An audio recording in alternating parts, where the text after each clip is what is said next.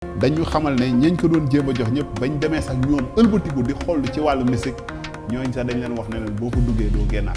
xamoon naa ne nag foofu di nga fa ñëw te foofu sax bu ma sañoon du ma fa laal ndax dégg naa dañ ne te man maa ngi door a takk jabar di door a am doon te bëgguma dee. macha allah damay bañ cumukaay yi laay bañ ñu laal parce que foofu moom wax dëgg yàlla mooy bu laal rek dee. mooy fan juge premier cabinet. foofu moom vraiment moom dañuy bàyyi noonu. foofu lan mooy problème lan moom lu xew. non foofu moom dafa saf-saf. maanaam.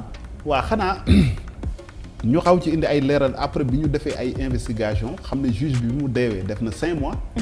ñu def enquête jokkoo suñuy xarit yuy liggéey ci tribunal bi. am fa cër am fa ndombal tànk ñuy waxtaan parce que dañuy liggéey. waaw mais ñu xibaar ñu ne ñu ku ñu bëgg a yóbbu ci cabinet bi say mbokk du ñu nelaw te yow da ngay refuser loolu noonu. bi ñu xoolee ba ci biir dañu xamal ne ñañ ko doon jéem a jox ñëpp bañ demee sax ñoom ëlbatiku di xool ci wàllu musique ñooñ sax dañ leen wax ne leen boo ko duggee doo génnaat.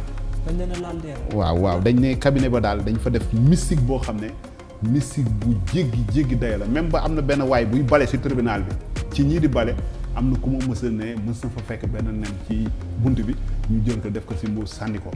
loolu nag vraiment indi benn njaxare nga xool cabinet loolu xel nangu ko depuis 5 mois tribunal di dox institution yi di dox juge bi dee am yeneen juge yu ne te remplacé wuñu ko yéen sax loo leen ñàkk xalaat. xam ngeen ne am na lu am foofu loo xam ne kenn mënu ko wax te ñun ñoo koy wax.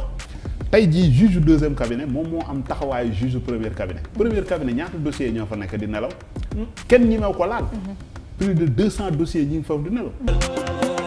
Yeureul waay Yeureul xam nañu jotali Yeureul